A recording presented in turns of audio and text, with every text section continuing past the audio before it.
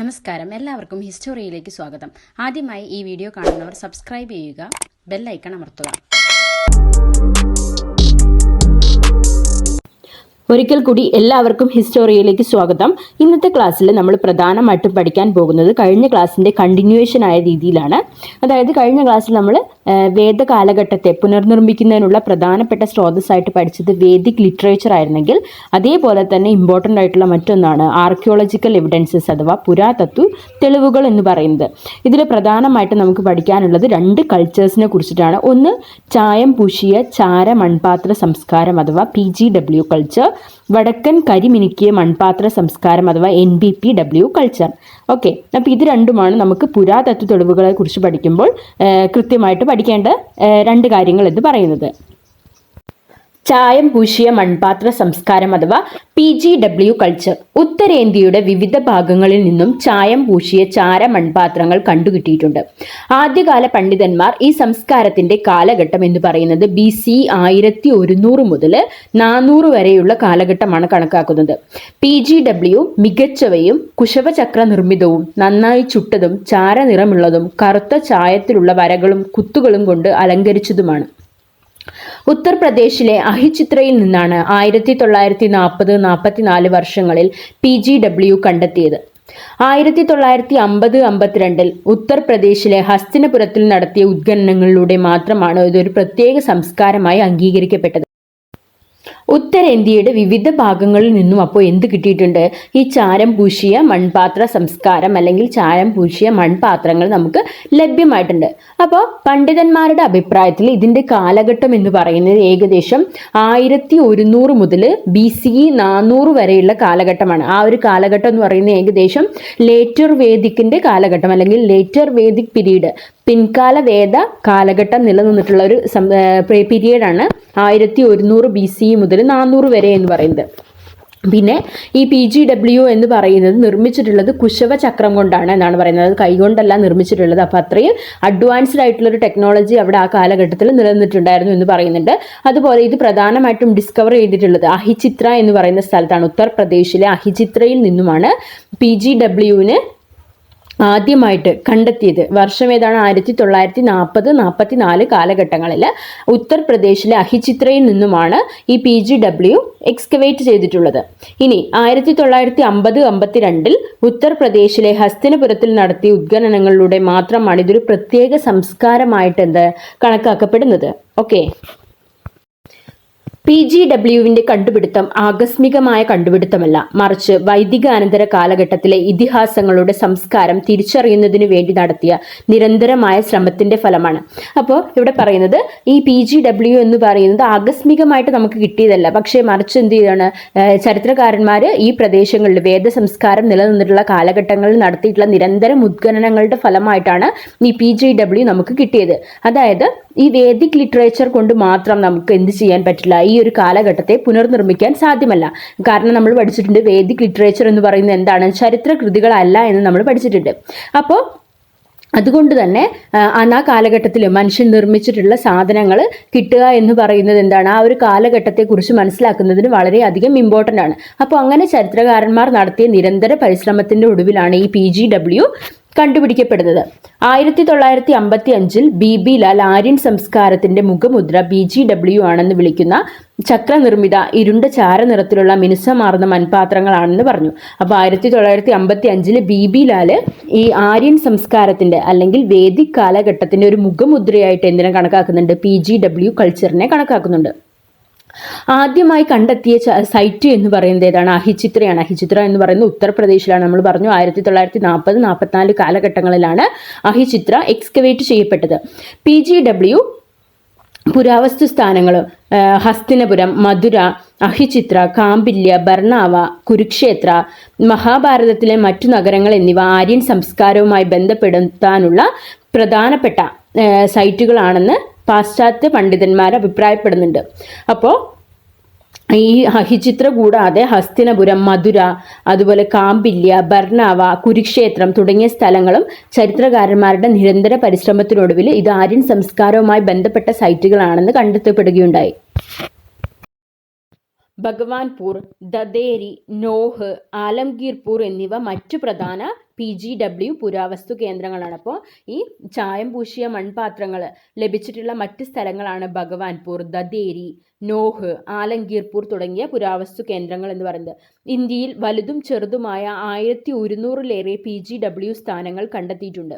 2015 Bhuvan വിക്രമ അഹിചിത്രയിൽ PGW സംസ്കാരത്തിന്റെ 2 കാലഘട്ടങ്ങളെ identify ചെയ്തിട്ടുണ്ട്. അപ്പോൾ ഏകദേശം ഇന്ത്യയിൽ 1100ഓളം PGW സൈറ്റുകൾ ഉണ്ടെന്നാണ് പറയപ്പെടുന്നത്. ഓക്കെ, 2015 ഭുവൻ വിക്രമ അഹിചിത്രയിൽ 2 PGW സംസ്കാരത്തിന്റെ കാലഘട്ടം കണ്ടുപിടിച്ചിട്ടുണ്ട്. ആദ്യത്തേത് BCE 1500 മുതൽ BCE 800 വരെയും രണ്ടാമത്തേത് BCE 800 മുതൽ 400 വരെയുമാണ്. വിനയ് കുമാർ ഗുപ്തയും BR മാണിയും PGWന്റെ ആദ്യഘട്ടം BCE 2300-ലും അവസാന ഘട്ടം 700-ലും ആയിരിക്കാം എന്ന് കണക്കാക്കപ്പെടുന്നുണ്ട്. അപ്പോൾ ഭുവൻ വിക്രമയുടെ അഭിപ്രായത്തിൽ 2 ഘട്ടങ്ങൾ PGWന്റെ 2 ഘട്ടങ്ങൾ അഹിചിത്രയിൽ ഉണ്ടായിരുന്നു എന്ന് പറയപ്പെടുന്നുണ്ട്. അത് ആദ്യത്തേത് 1500 മുതൽ 800 വരെയും രണ്ടാമത്തേത് 800 മുതൽ 400 വരെയുമാണ്. അപ്പോൾ ഏകദേശം വേദിക് കാലഘട്ടം നിലനിന്നിരുന്ന ഒരു കാലഘട്ടത്തിന്റെ പീരീഡ് തന്നെയായിരിക്കണം ഇതിന്റെയും കാലഘട്ടം എന്ന് പറയപ്പെടുന്നുണ്ട്. വിനയ് കുമാർ ഗുപ്തയും BR മാണിയും നടത്തിയ എക്സ്കവേഷനിൽ PGWന്റെ ആദ്യഘട്ടം എന്ന് പറയുന്നത് 2300-ലും അവസാന ഘട്ടം 700-ലും ആയിരിക്കാം. അപ്പോൾ ഇൻഡസ് വാലി സിവിലൈസേഷൻ തകർന്നതിന് ശേഷമുള്ള ആ ഒരു കാലഘട്ടത്തിലാണ് ഈ PGW വ്യാപകമായിട്ട് ഉപയോഗിക്കാൻ തുടങ്ങിയത് എന്ന് ഇവർ രണ്ടുപേരും പറയാൻ ശ്രമിക്കുന്നത്. ഓക്കെ, അപ്പോൾ പ്രധാനമായിട്ടും വിനയ് ഗുപ്ത, അതുപോലെ വിനയ് കുമാർ ഗുപ്ത, BR മാണി, വിക്രമ ഭഗവാൻ തുടങ്ങിയ ആളുകളാണ് പ്രധാനമായിട്ടും ഇതുമായി ബന്ധപ്പെട്ടിട്ടുള്ള പഠനങ്ങൾ നടത്തിയതിൽ പ്രമുഖരെന്ന് പറയുന്നത്.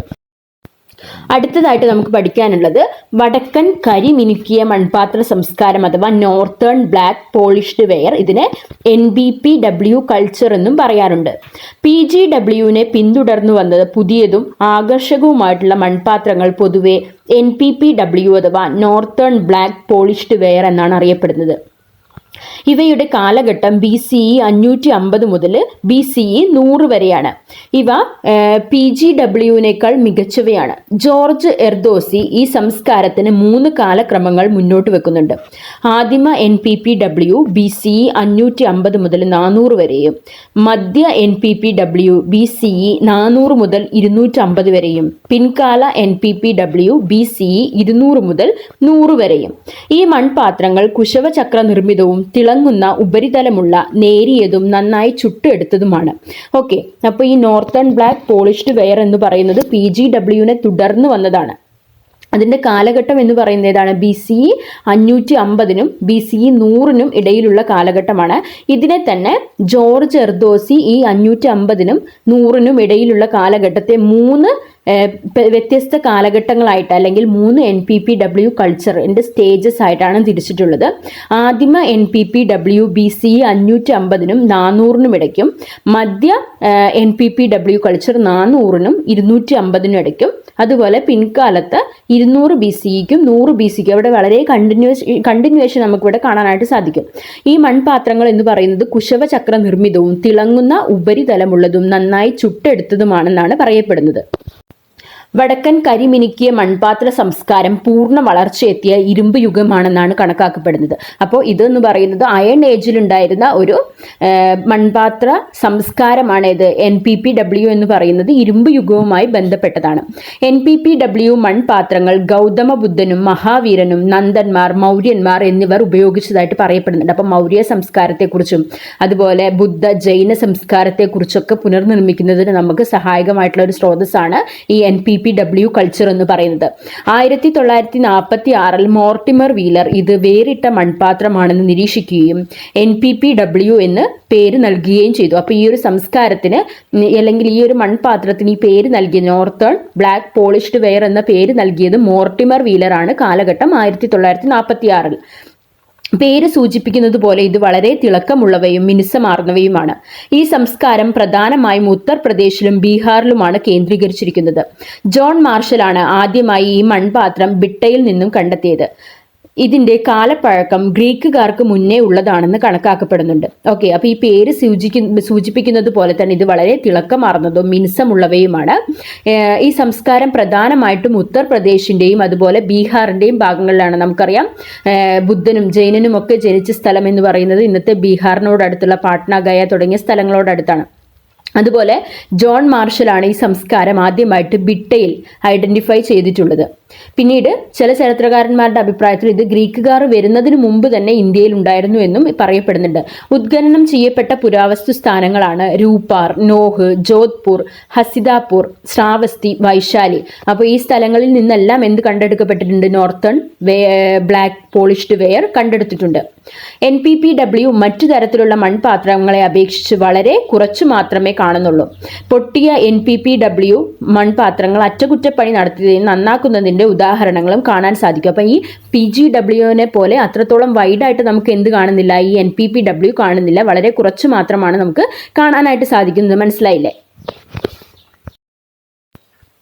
ഓക്കെ, അപ്പൊ നമ്മൾ ഈ 2 ക്ലാസ്സുകളിലായിട്ട് പ്രധാനമായിട്ടും പഠിക്കാൻ ശ്രമിച്ചത് വേദകാലഘട്ടത്തെ പുനർനിർമ്മിക്കുന്നതിനുള്ള പ്രധാനപ്പെട്ട സ്രോതസ്സുകളാണ്. അതിൽ ആദ്യ ക്ലാസ്സിൽ നമ്മൾ വേദിക് ലിറ്ററേച്ചർ, ഋഗ്വേദം, സാമവേദം, അഥർവവേദം, യജുർവേദം, അതുപോലെ ബ്രാഹ്മണങ്ങൾ, ആരണ്യകങ്ങൾ തുടങ്ങിയവ വേദകാലഘട്ടത്തെ പുനർനിർമ്മിക്കുന്നതിനുള്ള പ്രധാന സ്രോതസ്സാണെന്ന് കണക്കാക്കി.